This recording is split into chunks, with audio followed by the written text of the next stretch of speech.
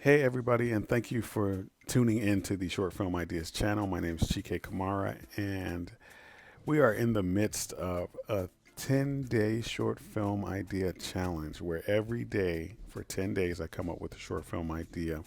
I give you my source, I give you the thoughts that I have on the source, and then I give you the idea. It's to teach you a process that I use to come up with short film ideas almost at will and almost from anything. And hopefully, this can help you down the road as you try to um, generate short film ideas. Okay, so today is day 3. Let's get right into it. And so here we go. So today's source. Okay, I'm watching YouTube recently, and I see a video. I see a video where a man discusses his most embarrassing moment. Now he's talking about when he first got out of college, and he was trying to get like a job in banking or something like that, and he had an interview or whatever. But anyway, so what happened was um, he had a date later that evening, and he got sick and threw up in his car during the day before the interview. So he goes home, cleans himself up, and then cleans the vomit up. But the strong smell is still in the car. So he dumps almost an entire bottle of cologne in the inside of his car. And that just makes it worse. Okay. And he left it at that. And then he started talking about something else. And I was like, oh man, these guys are all over the place. I don't know why whoever he was talking to um, was not did not ask him what happened at the end. Did he go on the date? Okay, so all right, so we had an interesting idea. Okay, that's the first thing. If you watched the previous 2 episodes, you know that I say first you have to have an interesting seed of an idea. Okay, if it's interesting to you, then there's a high chance that it's interesting to an audience, okay? But it's not enough for it to be interesting. You need to find something compelling for the story to move the story forward and um, to possibly produce the short film or the film, whatever it is, the story, film, short film. Okay, so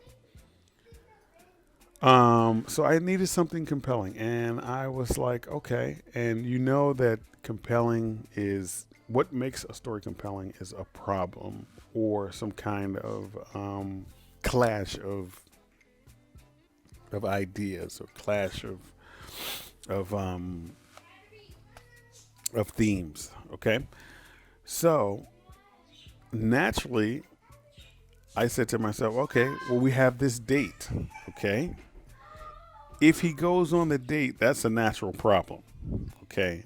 This almost lends itself to a comedy almost just by the situation. And so that's another thing that I kind of liked about it.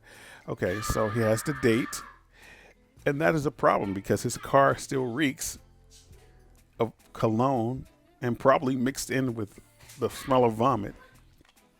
So, how does that turn out? And so we have a problem to solve, and so that makes it compelling. Okay, and it will be compelling if it's compelling to you, it's compelling to the audience. You just have to be a good steward of that, um, of the story being compelling. You have to see it through. You have to make sure it stays that way.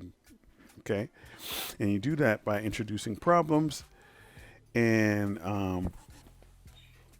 solving the problem for better or for worse. Okay. All right. So my thoughts on it were, first of all, I was like, okay, the man left the story and they just started talking about something else. We don't even know if he went on the date or not. But I had an idea to expand the story, and that's by having him go on the date. So it was sort of like a slam dunk. There, it was pretty easy to just say, okay, if we introduce that problem in there, then cool. All right. And then I was thinking, okay, so why would he throw up in his car? And I was thinking, okay, he had an interview with sort of like a big banking firm or whatever. and let's say he was early. Okay, he was early to the interview, so he decided to hang out. It was a nice day or whatever. Decided to hang out a little bit out downtown, maybe go window shopping a little bit. And in business and in success, they say you should always be early for an interview, but maybe he was too early or something like that. And let's say that he went into a fragrance shop, and for some reason or the other, a the salesperson got him to buy $250 cologne. So not just any cologne; it's $250 cologne, and he wants to impress whoever he's having the interview with, and then he can impress the lady as well. So the lady as well for his date. So there are two reasons why he would buy the cologne. So that's another thing. You can't just. It's not a good idea to just randomly just have things happen. You have to have reasons, and you have to have compelling reasons. Okay. He bought the $250 cologne not only to impress at the interview, smell good, but also to impress the lady later that night. Okay. All right. So I was like, okay, this is like falling into place, and I'm not having to do too much thought about it. I mean, some um, natural clashes there, and okay. So let's move on.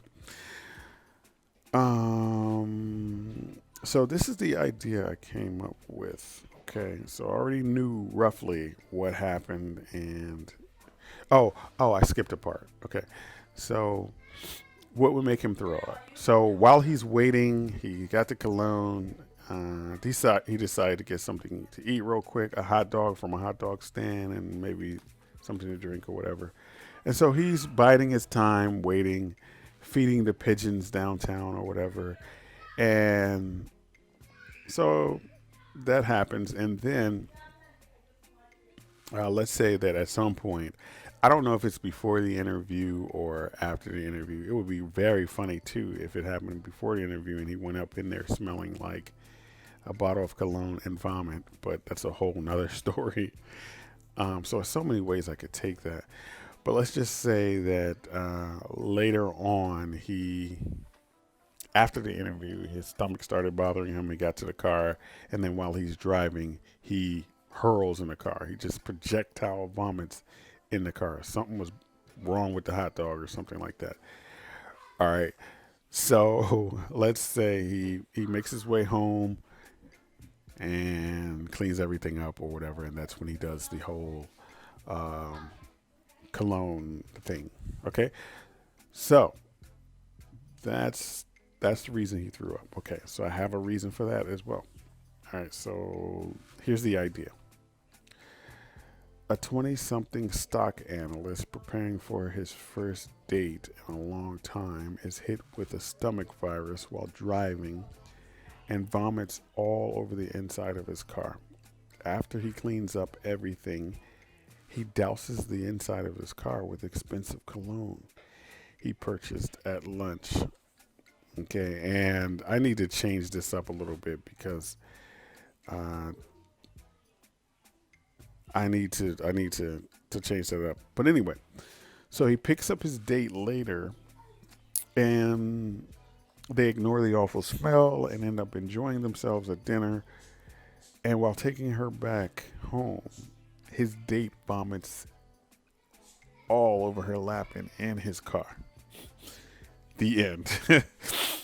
All right, it's so I added a little twist there at the end, and we can find plausible reasons for this to happen, for her to end up vomiting all over his car. Maybe she had seafood and she was allergic to it, or maybe the food was bad. Maybe it was a stomach virus, whatever. So that's what I came up for the idea. And now that I think about it, I'm going to have to tweak it a little bit so that we have him not being a 20 something stock analyst, but a 20 something fresh out of college um, guy who is looking for his first job in banking. Um, and I put preparing for his first date in a long time. Um, I'm gonna have to change that around a little bit. Okay, so you get the gist. So we have an interesting idea, and then we have a compelling seed idea. Okay, and now, and then the next thing I do is I come up with a few endings, possible endings for the seed idea, and I came up with the couple end up enjoying themselves at dinner, and while taking her back home, his date vomits all inside his car. Okay, that's the ending that I chose. Okay, remember I said choose a few. I mean, write a few, but choose one. Okay, the one that you like most. Okay, and notice that I have a good physical ending where she vomits in his car. That's action. Okay, that's a verb.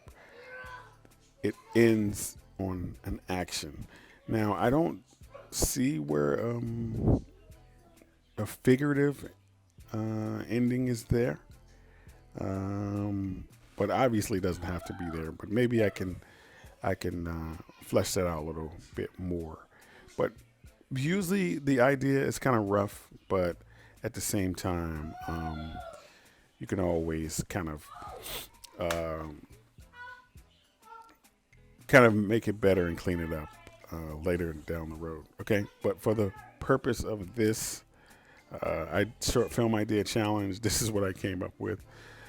And okay, so that's the ending that I chose, and then I go back to the beginning and write some beginnings. And the beginning I came up with is a 20-something stock analyst preparing for his first date in a long time is hit with the stomach virus and vomits all over the inside of his car. Okay, and then I go to the middle. I write a few middles. Usually I look for a twist, but sometimes you can play it straight, which is fine. And I came up with, after he cleans up everything, he douses the inside of his car with the expensive cologne he purchased at lunch, and he picks up his date. He goes on the date. Okay, that's the middle part. Okay, so let's look to see if there's a literal, at least a physical beginning. Okay, yes, he vomits in his car. Is there a physical, literal middle? I mean, is there some sort of action that keeps the story moving forward? Yes, he puts cologne all inside of his car to get rid of the smell. Yes, he picks up his date. He goes on the date. Okay. And maybe this is true with comedy, and I gotta analyze that. Is it true with comedy that you don't necessarily need a figurative um, beginning, middle, or end?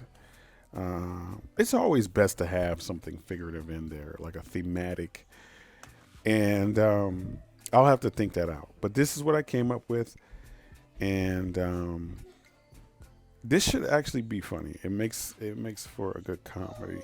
Okay, and remember, action moves the story forward. So you want your beginning to hinge on some sort of action.